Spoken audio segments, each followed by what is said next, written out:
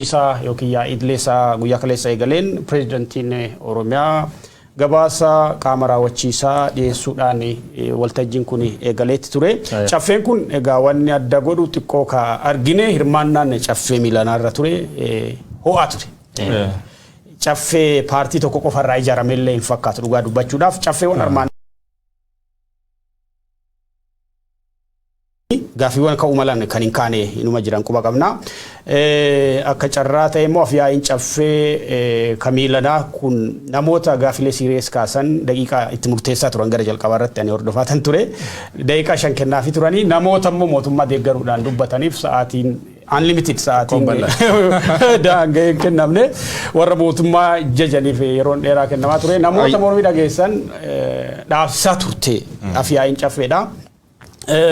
Kana fakkaata garuu immoo wanni caffee kanarraa expect goone keessa wannan eegee ture keessa tokko at least yoo xinnaate abbootii gadaa Oromoo Karrayyuu jumlaadhaan dhumaniif yaadannoo sammuu hin godhan kan jedhu yaadee ture. Abbootii gadaa Karrayyuu qofa osoo hin taane Oromoonni kutaa garaagaraatti kumaatamaan jumlaan dhumaa jiranii qaama mootummaatiin dhumaa jiranii gareewwan weerartoota naannolee biraatiin dhumaati jiranii.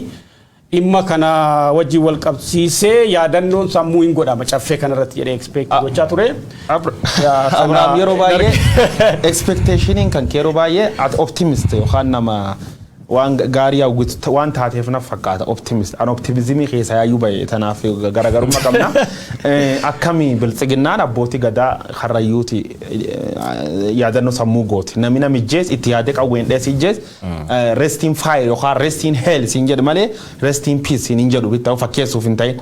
Kanaafuu biltsiginnaan waan irra beekamaniif kaan ammoo tokko jechi tokko sirreessuu barbaade jechi jalqaba irratti sirreessuu dhabaat dubbii balleessee jedhee waan amanuufi yeroo baay'ee caffee Oromiyaa jecha kana caffee Oromiyaa jennee yaamuu dandeenya mee gaafitan calla gaafadheetti seenna. Caffee Oromiyaa jechuun dandeenya. Caffee biltsiginnaa jedhee kalee odoo jedhee ammallee caffee biltsiginnaa jedhee haasa'uutti fufaa jechuudha. Caffee Oromiyaa yoonne Oromiyaa bakka bu'u qabaachuu dandeetta. Oromiyaa keessa yaad gargaraa jira, paartilee siyaasaa hedduu jira, uummata Oromoo ilaalcha gargaraa qabu jira. Caffee Oromiyaa keessa paartilee Oromoo hagamii bakka bu'amee achi keessa jira. Namni yaada uummata Oromoo qaba hagamii achi keessa jira. Namni dhuga Oromootiin filama hagamii achi keessa jira.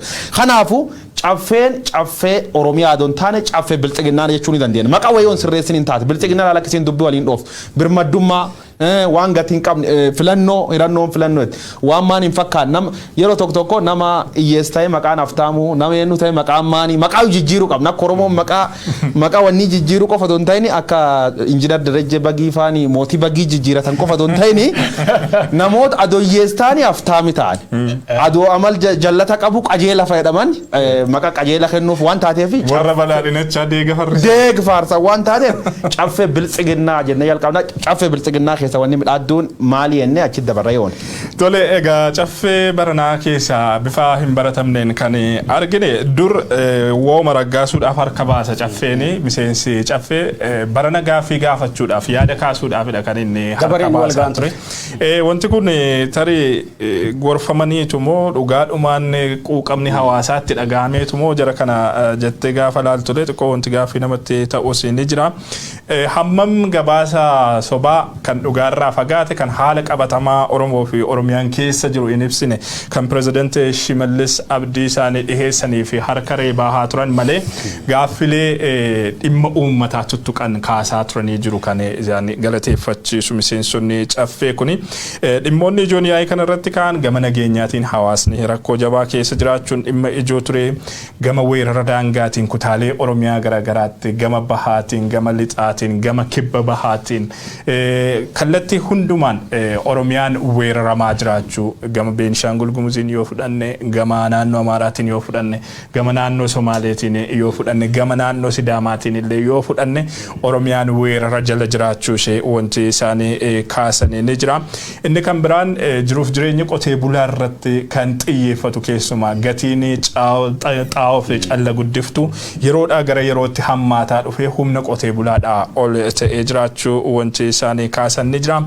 Rakkoon bishaanii kutaa Oromiyaa hunda keessa jiraachuu caffee kanarraa kan itti argine turre jechuudhaaf nan danda'a. Rakkoon ibsaa, daandii, riqicha, bu'uuraalee misoomaa jedhamuudhaan warri kaan hundumtiyyuu rakkoo qabaachuu isaanii arginee jirra. Piroojeektoonni yeroo dheeraa dura eegalamanii kan dagataman, kan dhagaan bu'uuraa qofti dhaabbatee fi kan waadaa qofa irratti rarra'anii hafan, kan bajanni isaanii nyaatame hedduun akka jiran iddoo hundumaa ka'aati kan ture. Rakkoon hojii dhabdummaa guddaan Oromiyaa keessatti dagaagee jiraachuus kaasaa turanii jiru. Hundaa olitti ammoo dhimma qormaata jabaa uummata biyyattii ta'ee jiru dhimma qaala'insa jireenyaa irratti gaaffii jajjabduu kaasanii jiru. Miseensonni caffee yaada isaanii dhageenyee walitti deebi'u. Akkas wayyaa yaada isaanii walitti qabnee yeroo tokko gadhiifnee achi gara marii keenya goolabuutti deemna. Naannoo keenya keessatti tasgabbiin kanaan dura ture dhabamaa dhufaa jira jechuudha. Qara godina muraasa keessatti rakkootu jiraan dhagaa turre amma ammoo rakkoon nageenyaa godinaalee Oromiyaa hunda keessatti mul'achaa jira. Hawaasni keenya du'aa jira, geggeessaan keenya du'aa jira. Rakkoo hammaatatu uumamaa jira waan ta'eef kana hambisuudhaaf xiyyeeffannaan itti kennamee hojjetamaa jiru maal fakkaata kan jedhu yaada kaasuudhaaf galatooma. Ana akka gaafitti kan hin kaasuu barbaadu daqiiqaa muraasa qabu tana keessatti nageenya wal qabateeti. Nageenya naannolee ollaa cimsuun akkuma jirutti ta'e qubsuma seeraan alaa hedduutu jira amma naannoo Horsee Bulaa Gumbii Bordoddee fi Meessoo irratti Somaaliidhaanis wal qabatee Afaariinis wal qabatee qubsumni seeraan alaa jira jechaadha. Hawaasni immoo isa kana deemee waan kanatti bu'uudhaaf yaaddoo nageenyaatiin sababa nageenyaatiin wal qabatee itti bu'u nageenyatu boora kan jirurraaf qusachaa jira. Gara naannolee lamaanitti immoo wanti kun itti dhagahamaa jiru waan ta'eef sadarkaa achiisanitti haalli nageenya ollaadhaa kun xiqqoo yaaddoo keessa jira waan ta'eef inni kun osoo niif xiyyeeffannaa argatee kan jiru kaasuu barbaadeeti. Fakkeenyaaf naannoo Ardiimirrattis gara Bordoddeetti achi siqanii haalli itti isfaaltii irratti karaa hidhachuun bal'inaan Somaalee birattis mul'achaa jira. Afaar birattis akkasuma naannoo Dirree Qaalluutiin jaamu naannoo Gimjaabeetti jamu kanatti ol ba'anii qubsumaaf haalli isaan mijataa oofaa jiran jiru waan ta'eef isa kanaaf maaltu yaadame kan jiru san kaasuu fi sadaffaa ammallee waa'ee daangaa obbolummaa olloota sirri nullee barbaanna obbolummaa nama kamiituu hin jibbinu Oromoon badhaa daangaa godina Arsii Lixaa aanaa Kofalee Kokossaa Nasaboo Wondoo Siraaroo yookiin magaalaa Baleelaa ka jedhamu hagammaa boo'ichaarra jira uummanni kun nu ammallee waa yoo akkas jennu lafa namaa dabarsaa nuu kennaa jedhaan jiru uummanni keenya lafa teenya irratti abbaa taanee jiraannaa jedhaa jira gaafiin kun keessattuu kabajamoo pirezidaantii naannoo keenyaa obbo Shimallis Abdiisaa laallataa dhimma godinni hiikuuf dhimma aanaan hiikuu hiikamee dhimma isin laallatu qofati jira kuni gaafii uummata irraa nukka'e uummata dubbisnee dhimma kana isaan nuu ga'e nuun jedhe uummata godina Arsii Lixaa keessa aanota amma sillaa ka'e kanatti dhaamsa kana sit dhaamate ummanni Oromoo illee Sidaama keessa deemee yoo jiraate rakkoo hin qabu nagaan Oromoon illee Sidaama walii yoo jiraate rakkoo daangaan keessan asii fakkeenyaaf kolleejjii Wondoo bosona Wondoo ka jedhamu kolleejjii ulfaata kolleejjiin ulfaata kolleejjiin kunis gaaf duraa falan arganne gaafa wayyaanee maal jette federaala jette jiddu tammite hojiin ammallee sobuma duraati ummanni kenna nu harkaa ba'aa jira oduma duraati nuun jedhaa jira ummanni badhaadhina ka filateef bishaan dhuguuf rafee buluuf rafnee bulaan jirruu jedhaa jira ummanni kenna waan qaraqaadne maaliif filatamtanii jedhu gaafateera isin badhaadhina jechuun aadaa Oromootitti badhaadhina waan gaafattaniin argattanii karaa ta'ee bishaan ta'ee jenneera. Rakkoo daangaa godina keenya hojii wal qabate naannoo Amaaraa hojii wal qabate yeroo hundaa akka rakkootiin ka'a maaliif falli kaa'amuu dadhabame agaamma namni baay'een isaa wareegamaa jira lubbuu isaa dhabaa jira.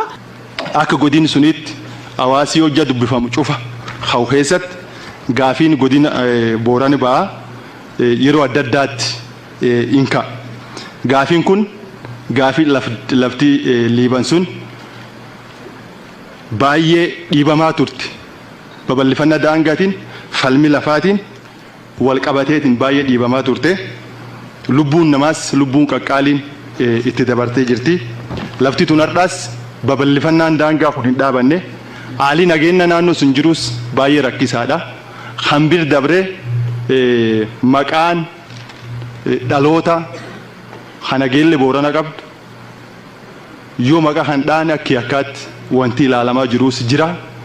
Gaafiin tun ammoo gaafiin godina Boorana ba'a yeroo adda addaatti kabajamoo pirezidaantiilleen dhufaniitiin yaa'ii guddaa Booranaa gumi gaayorraalleetti gaafiin kun akka gaafii jabduutti hayeetiin jira. Jaarsi biyyaa abbootiin gadaa caasaan mootummaatiif uummati bal'aa yeroo adda addaatti waltajjii adda addaarraatti gaafatamaa ture. Gaafii kanaaf deebiin wanti yaadamu hojja jiraate kabajamoo pirezidaantiin yaada hojjarraatti kennan kabajaan gaafachuu barbaada. Inni kaan dhimmi daangaa wal qabatu gaafiin sadaffaan gaafii daangaa wal qabatu. Gaafiin daangaa waggoottan dabran keessatti naannoo Oromiyaa naannolee wal daangessaniin keessumaa kibba Oromiyaa Mooyyalee Haasee Harargee Baalee daangaan jiru lubbuun nama baay'eetti dabraa ture jecha.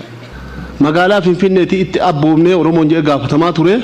Sadarkaa kanarra jira jedhamee waan hin tuqamneef kunis miseensota caffee kanaaf ifa ta'e barbaada.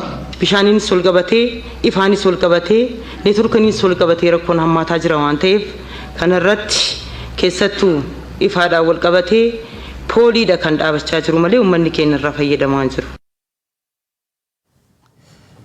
Gaafilee caffee irratti kan keessa muraasa isaaniiti kan daawwattanii deebitan daawwattoota keenya Oromiyaan rakkoo nageenya hammaataa keessa akka jirtu akka ijoo guddaatti caffee kana irratti ka'eetu jira. Pireezidaanti Shimallis illee sa'aatii dheeraadhaaf waa'ee rakkoo nageenya Oromiyaadhaa kaasanii turanii hoogganni biiroo bulchiinsaaf nageenyaa Oromiyaas dhimma kana kaasanii jiranii rakkoo kana bira qabaniituma rakkoo juuntaa rakkoo shanee jedhanii kaasan.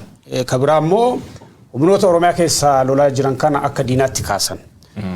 Rakkoon Oromiyaa amma bu'uura deebii Shimallis Abdiisaa fi hoogganoota nageenyaa akkasumas koree dhaabbii caffee ka dhimma nageenyaa Oromiyaa wallaalu rakkoon Oromiyaa falli isaa dhiyoo akka hin jirre natti mul'ata. Fageenya keessumaa rakkoon nageenyaa jechuudha. Rakkoon nageenyaa kun tokko Saanjaa lama keessatti furredhan. Yaa akkas jedhanii humna nageenyaa guddaa bobbaasaa akka jiranillee dhagaa jirra gara lixa Oromiyaa fi giddugaleessa Oromiyaa kanatti jechuudha. Rakkoon nageenyaa Oromiyaa bu'uurri isaa tokko wal waraansa waraana bilisummaa Oromoo fi humnoota mootummaan giddugaleessaa bobbaasee gidduutti deemaa jiru wajji wal qabateeti. Dhalli namaa bakka baay'eetti qeerraa buqqaa jira namooti nagaa dhumaati jira. Kana caffeen sirriitti kaasee jira. Kan biraamnoo rakkoon nageenya Oromiyaadhaa humnoota weerartuu alaarraa kan madduudha. Keessumaa humnooti naannoo Amaaraa dubartittiin gidduutti kaaf tokko shawaa baharraa kaaftee jirti. Lixa Oromiyaarraa namni kaasee jira. Kan weerara daangaa wajjin wal qabatu jechuudha. Baha Oromiyaa naannoo Bordoddee keessumaa naannoo Affaarii fi Sumaalee wajjin waa wal qabatu. Gara Arsii lixaarraallee ka'e. Arsii lixaa Sidaamaa bakkee Oromiyaan Sidaamaa wal daangessu irratti tokko weerara lafaa qubsuma seeraan alaa rakkoo nageenyaa bu'uura rakkoo nageenyaa kan ta'aa jiru weerartoota daangaa akka ta'e sirriitti ka'eetu jira.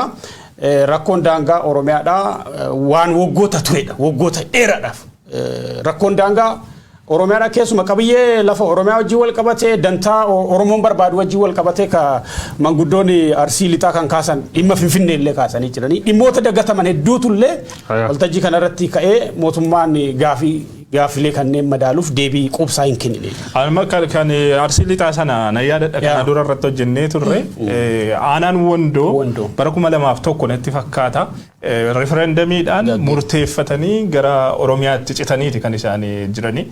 Haa ta'uutii murtoon uummanni yeroo sana murteeffate haga har'aatti illee hojiirra oolle. Dhaabbileen gurguddoon aanaa sana keessa jiran haga har'aallee duraan naannoo Kibbaa jalatti amma immoo naannoo Sidaamaa jalatti akka buluudha kan taasifamee jiru. Uummanni sababa kanaatiin bu'uuraalee misoomaa argachuudhaaf malullee argataa akka hin jirre tajaajila akka uummata aanaatti argachuudhaaf malullee argataa akka hin jirre rakkoo guddaa ta'ee akka jiruudha irra deddeebiidhaan kaasaa kan isaan turanii aanaa Wondoo qofa miti aanaalee naannoo sana jiran kanneen akka Kofalee maal dabalatee illee rakkoo fakkaatu hedduun akka jiran kaasanii jiru maanguddooni. Dhimmi daangaa Oromiyaa kun kan nuti yeroo baay'ee irraa gabaasnu kan akka weerara milishaa Amaaraa kan akka dhiibbaa naannoo Somaaleetiin jiru maal kana olitti iyyuu gara giddugala Oromiyaa bakka jedhan kibba baha Oromiyaa kanneen akka Arsii lixaa kifaa keessatti illee rakkoo guddaa ta'ee jiraachuudha kan irraa argine caffee kanarraa. Akka waligalaatti guddoo kaaftanii caffee eegii khaleetas guddoo nama ajanda godhe caffee irra dubbachuu jira. Gaafii miseensoti caffee kaasan gaafii babbareedduu gaafii mimmiidhaadduu aalduri jirrirraa jijjiiram wayi tokkaayyuu agarsiifte good job jennaan. Good job jennaan malee excellent gootoota jedhanii dibbii hagan geetturu kutuuni dogongoraa jedhee amana. Yeroo tokko guyyoo waariyoo hojiinti gaazexeessummaa. Keessummaa tokko fide gaafii gaafadhu guyyoo waariyoo hojiitii dalagee maaliif gootummaa naa kennan maaliif harka naa dhaanan. Akimi fayyaa tokko inni dhukkubsata tokko akim yoo inni dhukkubsata sun lubbuusaa oolche good job hojiidansa hojjette galatoom jechuun dandeenya. Goot leenci jan jedhanii maaliif dibbe dhaanan. Konkolaachisa konkolaataa of tokko yoo inni fuudhee nageellee mooyyalee kaasee finfinneen si baas. Services si kenneef taankii hunjettaan malee at goot at leencette gaariin gootu jechuudha. Caffee galee uummati keen gaar godhee argee kun dogongoree dheemana. Yeroo tokko mammaasii warra Itoophiyaa tokko maal jedha. Abbaayini yaalaayya.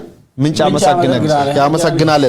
Paarlama Afrikaa kana waan hin arginiif uummati keen hedduun isaa tanaaf caffee Shimallis Abdiisaa yookaan caffee biltsiginaa tanisiin kalee harka baaftee wada dubbattee naan faarsuu jalqabee jechuudha. Faaruun tun hin maltu. Paarlama Keeniyaa fadaawwadha. Paarlama Afrikaa kibbaa fadaawwadha. Dhugaa uummataatiif jettee ol kaatee miseensi achi keessa wal'aantii jechuudha. Spokesperson eenyu maqaan Afyaayii caffeefa gad fuutee arrabsitii jechuudha. Qol irra baaftee pirezidaantii dur taafa hattuu ati lubbuu balleessaa in deebiftumoo in deebiftedhanii waa'ee lubbuu qabanii jechuudha. Itoophiyaa keessatti paarlamaanii miseensi gareen tokko dhuunfatam paarlama uummata dhibbina fileedha kophaa fi seenirraa sunineen harka baaftee gaafii deebii argachuu baattu malee gaafii gaafachuu isaaniitiif appreciate goona akkuma hiriyootatti jedhan gaafileen gugurdoon kaanii jiranii wani nageenya baay'inaan kaatee jirti diinagdeen kaatee jirti dhimmi daangaa bal'isee ka'ee jira hongeen kaatee jirti rakkoon bulchiis gaarii kaatee jirti misooma irra gaafatanii jiran dhimmi finfinnee ajenda dansa ta'uun irra dubbatanii jiran gaafiin kun cufti ka gaafatamtuuti malee irra guddaa miseensa kana pirezidaantiin mootummaa naannoo Oromiyaa Shimallis Abdiisaa Arafaa ture jechuudha irri bayyuun kaan gaafi gaafatamte iddoo adoonni rafuu jala dabartee jechuudha deebii Shimallis. Deebii sadarkaa sanatti rakkoo ijoowwan tuttuqeen deebiin deebisne generalize godheeti deebii deebise Shimallis. Deebiin deebise. Kabiraan moo beeki ammaani caffee kana fooyyedha ka jennuun caffeewwan armaan durarra turanirra actively gaaflee gaafatee jira hirmaannaa gaarii godhee jira waan Oromoo gaafachuu qabu keessa haga tokko gaafate ka jedhu garuu immoo namni kan baruu qabu. Wanni ummati keenya baruu qabu caffee jechuun qaama olaanaa Oromiyaati. Shimallis Abdiisaa caffee gadi. Poolisiin Araarsaa Mardaasaa caffee gadi. Manneen murtii caffee gadi. Itti qaamni raawwachiisaan caffee gadi. Kan beeku qabu miseensonni caffee Shimallis Abdiisaa akkana odoo ta'e jedhee gaafatu hin qabu. Akkan ta'uu qaba. Maaliif qaama seera baasuudha. Oromiyaa irratti caffee walitti qaamni murteessu hin jiru. Paarlaamaan biyyattiis akkasumadha waayee. Abiy Ahmed paarlaamaa gadi komishiinaroonni, ministiroonni, daayirektaroonni whoever paarlaamaa gadi. Biyya san keessatti aangoo dhuunfatee kan jiru tokko paartiidha. Lammaffaa immoo qaama raawwachiisaa executive ka Shimallis hoogganu ka Abiy hoogganu. Rakkoon achi waan taateef malee caffeen silaa rakkoowwan Oromiyaa kanneeniif tokkoon sektaraan qoodee rakkoowwan kanneen jira seera akkasii labsii akkasii dambiiwwan akkasiitu nu barbaachisa. Rakkoowwan kunneen immoo rakkoo yeroo namaan kenne fakkeenyaaf hongee irratti. Kanaan jaaladhe tokko Buusaa Gonofaa ka jedhamu humanitarian organization natti fakkaata maqaansaa Oromiyaan dhaabbata akkasii jaarmee akkasiin qabdu. Gaaf durii Oromoo Relief Association addi bilisummaa Oromoo gaaf ture dhaabbata akkasii ture jira. Warra akkasii hundeessan hongee wajjin waa wal qabatu fakkeenyaaf labsii akkasii barbaachisa. Jaarmiyaan humanitarian yeroo rakkoo hin barbaachisa jechuudha. Caffeen ka gochuu qabu dhimmoota kanneen Oromiyaa irratti waan labsii akkasii seera akkasii baasuu qabnaa. Dhimmooti dursa argachuu qaban kanneen kanneen raawwatamuu qaban jedhee qaama murteessuu qabu malee qaama raawwachiisaa gaafachuu irra ture miti. Wanti gaariin akkuma jette tarii dhaabbileen akkasii hundaa'uun isaanii waan tokko yoo dhugaadhaan kaayyoo hundaaniitiif hojjetu ta'e garuu itti dhiisanii siyaasa bilisiginnaa lafa qabsiisuu irratti hojjetu yoo ta'e ergama isaanii dagatanii sun hiika hin qabaatu jechuudha. Dhaabbilee mootummaa amma jiraniin ala ta'uudhaaf hin danda'an yoo kaayyoo isaanii dagatanii waan paartii leellisuu irratti xiyyeeffatan. Deebii obbo Shimallis kennan keessa dhimmi waraana bilisummaa Oromootiin wal qabatu isa tokko ture miidiyaalee hawaasaa irratti illee dubbii ijoo ta'ee ture. Dhimma waraana bilisummaa Oromoo kana maaliif balleessuu dadhabdanii egaa shanee jedhaniiti waamu isaanii maaliif balleessuu dadhabdanii jedhanii gaafatamnaan hanga nuti TPLF loluuf deemnetti biyya guutanii nu eeganii dargaggoon yeroo ammaa bosonatti galaa jiraachuu quba qabna. humni isaanii yeroo ammaa TPLF dha gadi miti jechuudhaan balleessuuf illee irratti dhaadatanii jiru. Gam tokkoon kanarraa kan hubannu hammam waraanni bilisummaa Oromoo humni isaa jabaatee akka jiru isaan humni isaaniiti ol ta'ee akka jiru dhugaa kan itti ba'anidha jechuudhaaf ni dandeenya. Gama kan biraatiin garuu wanti nama gaddisiisu ammallee Oromiyaa dirree dhiigaa dirree waraanaa godhanii itti fuudhaaf karoora qabaachuu isaanii deebii isaaniirraa kan hubatamu. Deebiinuma isaanii walumaadhuma caffee kaleessaa booda gara galgalaa irratti wanti dhagahaa turre kutaalee Oromiyaa garaagaraatti keessumaa godinaalee Shawaa hunda keessatti godinaalee Wallagga hunda keessatti kibba Oromiyaatti waraanni Itoophiyaan qabdi jedhamtu humna guutuudhaan bobbaafamaa jiraachuu waraana jabaa banuudhaaf qophaa'anii jiraachuu wanti dhagahaa jiru ni jira. Inni kun dhimma yaaddessaadha. Obbo Shimallis guyyaa guyyaadhaan uummanni aarsaa kaffalaa jira, caasaan nageenyaa keenya harca'aa jira, aarsaa kaffalaa jira jechuudhaan wanti isaan kaasan ni jira. Egaa aarsaa uummanni kun kaffalaa jiruuf garuu bu'uurri inni guddaan kan uummanni ganamaa galgala himatu caasaa nageenyaa jedhanii qaama isaan bobbaasan kana ta'uu garuu dagataniiti kan isaan jiran. Yaa'ii har'aa irratti dhimmi kaleessaa dagatameera jedhee ani yaadu wanti ka'e tokko ni jira. Dhimma abbootii gadaa karrayyuudhaan wal qabatudha. Ajjechaan abbootii gadaa karrayyuu irratti raawwatame akkuma Abrahaam jalqaba kaase caffeen kun wanti inni jedhe hin jiru bu'uura irratti jechuun yaadannoon sammuullee hin taasifamnee fi bakka buutuun naannoo sanaa wanti isaan komata akka komiitti kaasan tokkollee isa kanadha. Inni lammataan dhimma kanarratti deebii barbaanna. Haqa abbootii gadaa karrayyuutti dhumanii kana jimlaadhaan duguugamanii kanarratti deebii barbaannaa jechuudhaan gaaffii isaan gaafatantu ture. Kanaaf ammoo deebiin pirezidaantii Shimallis kennan illee ni jira. Sana dhageenye deebinu. Abbootii keenya abbootii gadaa karrayyuu faana ol qabatee jiru kan keessoo keenya cabse kan keessoo keenya madeesse gochaa suukaneessaa fi qaaneessaadha. Isa kanarratti mootummaan naannoo Oromiyaa haala achi ture laalee jira. Ajjechaa gurguddaa lamatu raawwatame. Yeroo humni juntaa kun karaa Finfinneetti siqaa deemu madaa hawaasa keenya keessatti uumuudhaaf shirri xaxamee jalqaba guyyaa isa duraa humna nageenyaa keenya hooggantoota poolisii otoo nafin nama 40 ol turkutame. Idduma sanitti naannuma sanitti namoonni asuma Shawaa Bahaa keessatti rukutame odeeffannoo sobaatiin ajjechaa suukaneessatu qaama isaanii irratti raawwatame. Qaamni isaanii akka cicciramu godhamee waan qaanessaa raawwatame. Barii isaa immoo abbootii keenya irratti abbootii gadaa irratti gochaa suukaneessaa kun raawwatame. Gochaa fokkisaa cabiinsa guddaa uumee jecha. Kana mootummaan sirriitti qoratee jira. Qaamolee yakka kana keessatti yakkoota lamaan irratti hirmaatan adamsee seeratti dhiyeessetti kan jiru. Gama kanaan hawaasa keenya karrayyuu faanas keessattuu abbootii faan jaarsolee biyyaa faana mariin godhamee jira.